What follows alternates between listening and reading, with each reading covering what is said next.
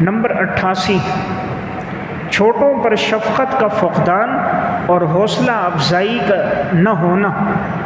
یعنی ایک سبب اسلاف کے اندر تھا، چھوٹوں پہ شفقت تھی، اور اگر ان میں کوئی خوبی دیکھتے اس کی حوصلہ افزائی کرتے۔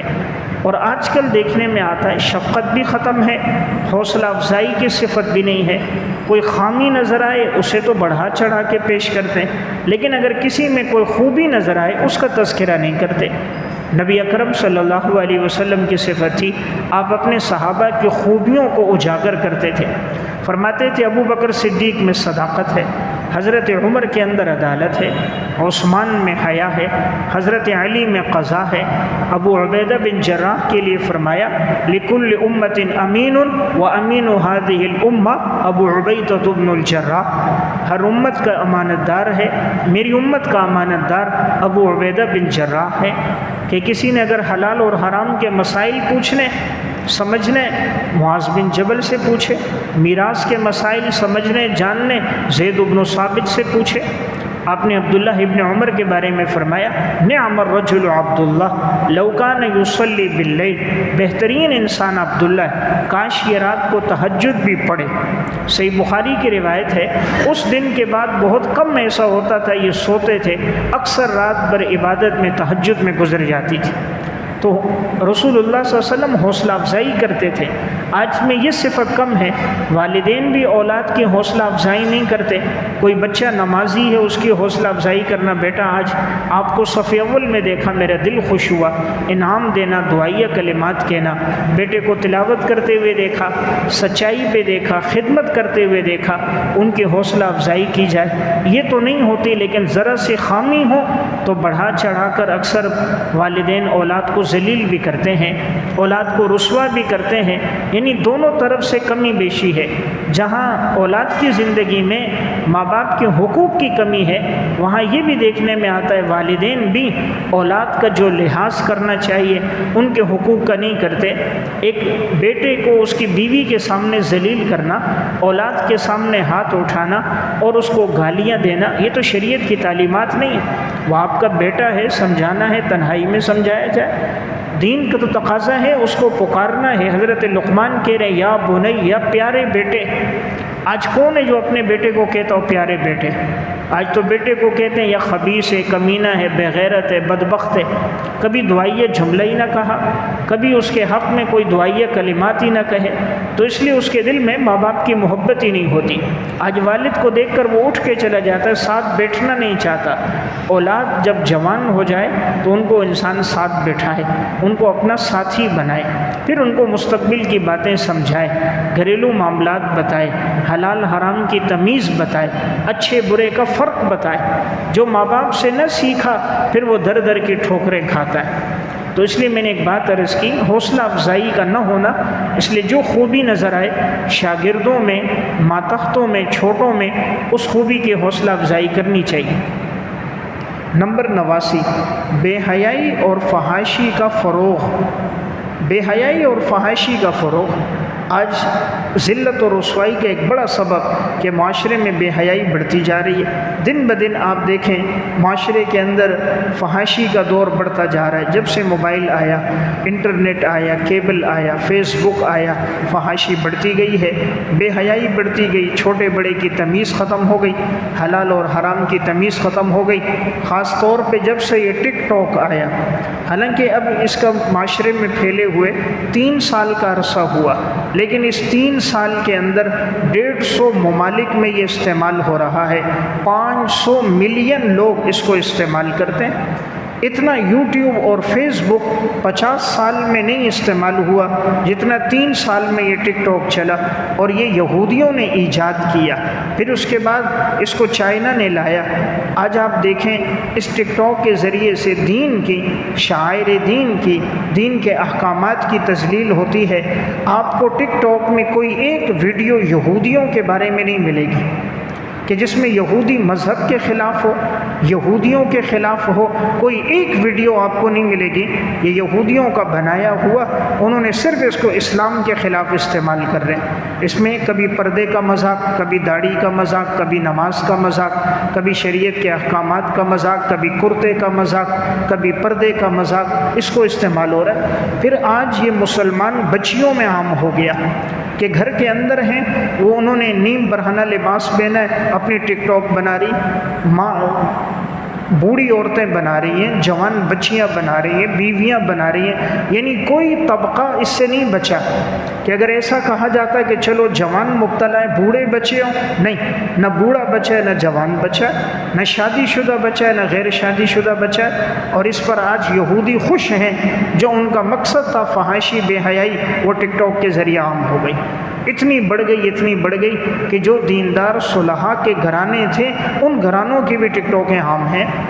تو یہ غیروں نے کوشش کر کے اور مسلمانوں میں اس فحاشی کو، بے حیائی کی اس ایپ کو پھیلا دیا، اور اس کا اتنا اثر اور نفوذ بڑھ گیا کہ کوئی اس سے بچتا ہوا نظر نہیں آ رہا۔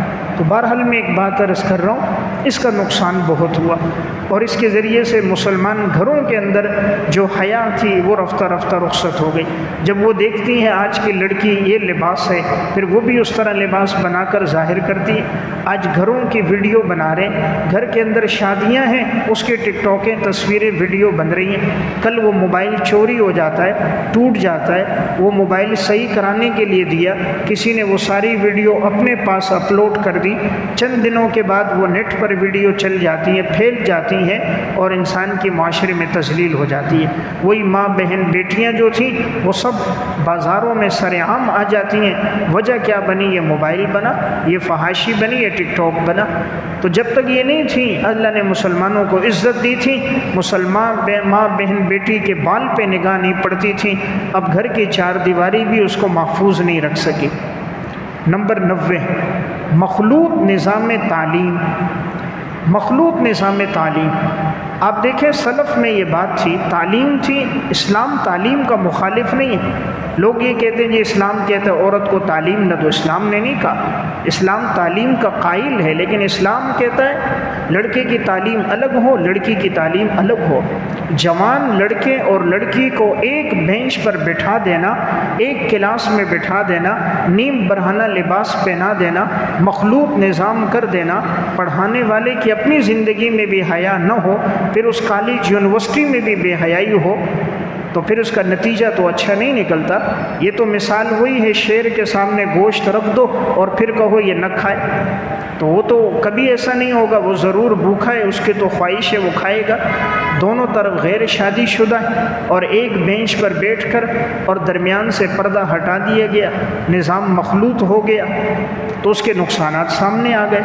پہلے یہ تھا تعلیم تھی لیکن پردے میں تھی، جب تک تعلیم پردے میں ہو اس کے فوائد ہیں، اور جب بھی تعلیم پردے سے ہٹ کر ایک ساتھ ہونا شروع ہو جائے اس کے نقصانات ہوتے ہیں۔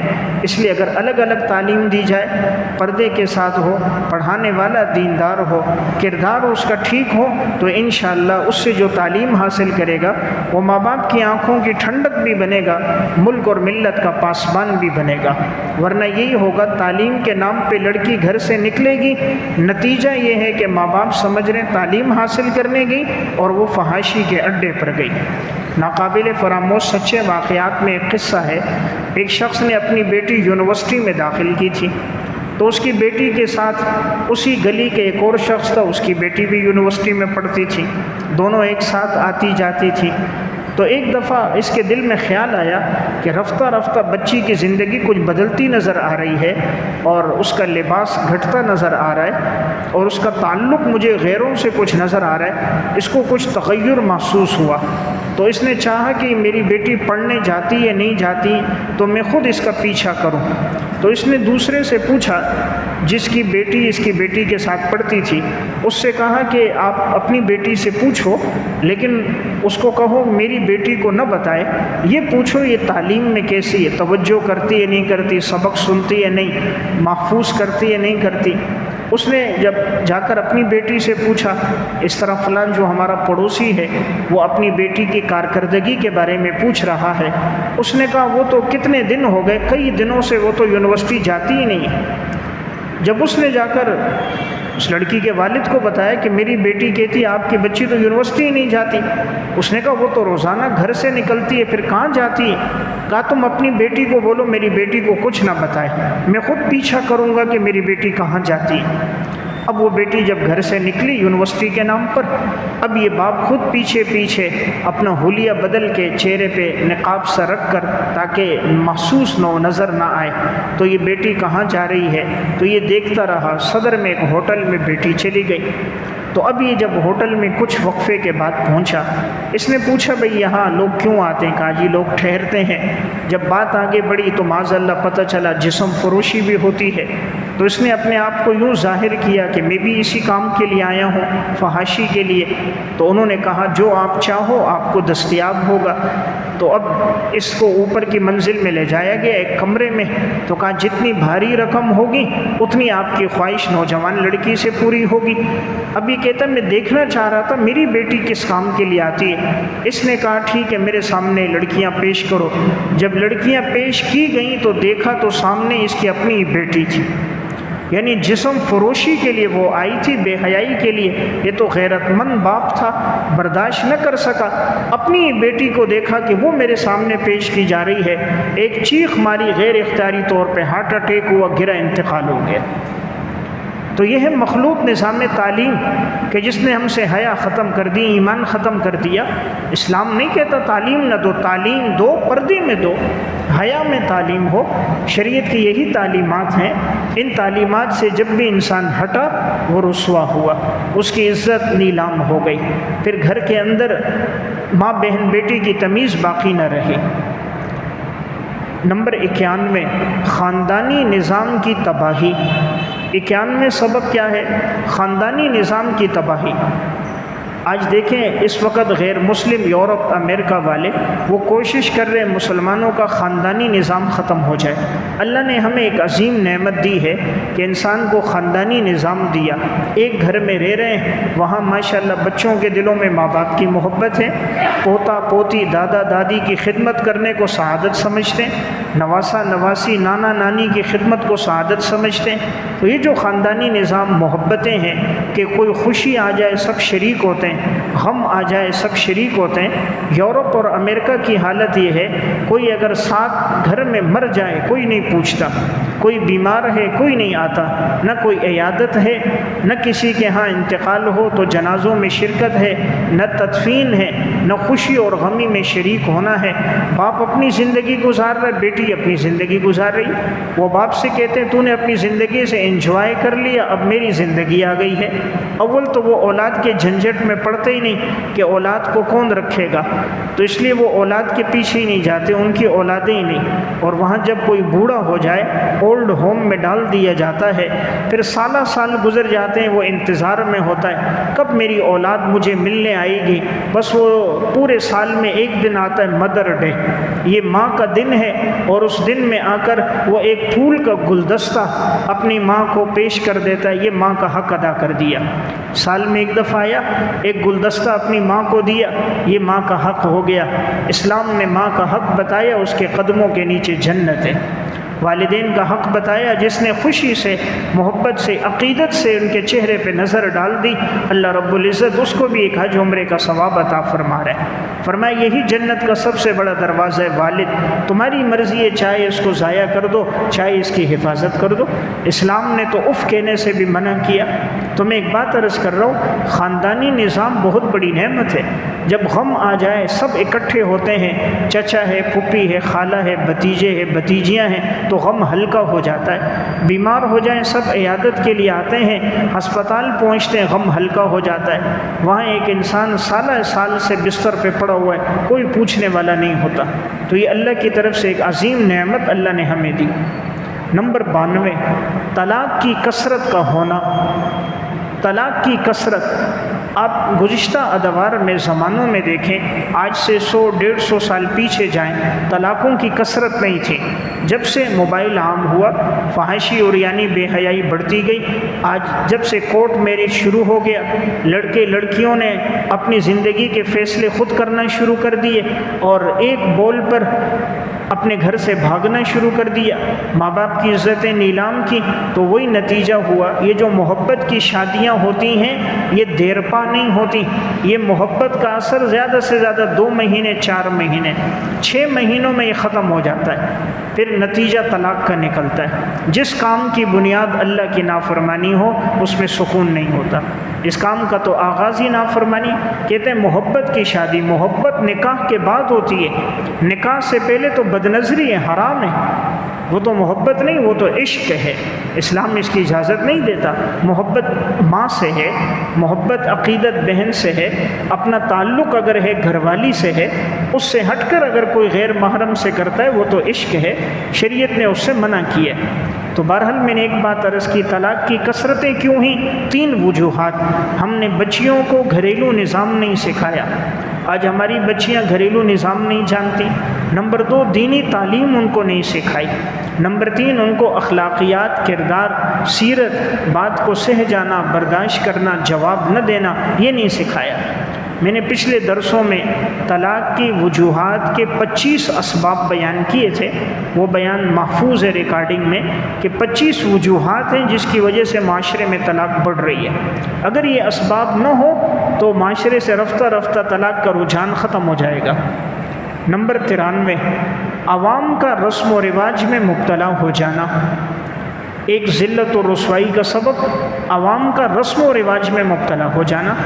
آج لوگ شعائر پر کم چلتے ہیں، فرائض واجبات کا اہتمام کم کرتے ہیں، سنت اعمال کو بہت کم لیتے ہیں، بدعات پر جان دیتے ہیں، رسم و رواج کو پورا دین سمجھتے ہیں، اس کے لیے قرضہ لے کر کام کر رہے ہیں۔ جی کیا ہے؟ جی 11ویں شریف ہے، 11ویں شریف کے لیے وہ قرضہ لے کے کر رہا ہے۔ شب برات کا جی شب برات کنڈے ہیں، ان کنڈوں میں 22 رجب میں وہ حلوے تقسیم کر رہے ہیں، شب برات میں حلوے تقسیم ہو رہے ہیں۔ سفر کے مہینے کی الگ بدعات، محرم کی الگ بدعات، ربیع الاول کی الگ بدعات، 10 محرم میں حلیمے تقسیم ہو رہے ہیں، شربتیں تقسیم ہو رہے ہیں، کھانے تقسیم ہو رہے ہیں، یعنی سارا دین اس کو سمجھ لیا۔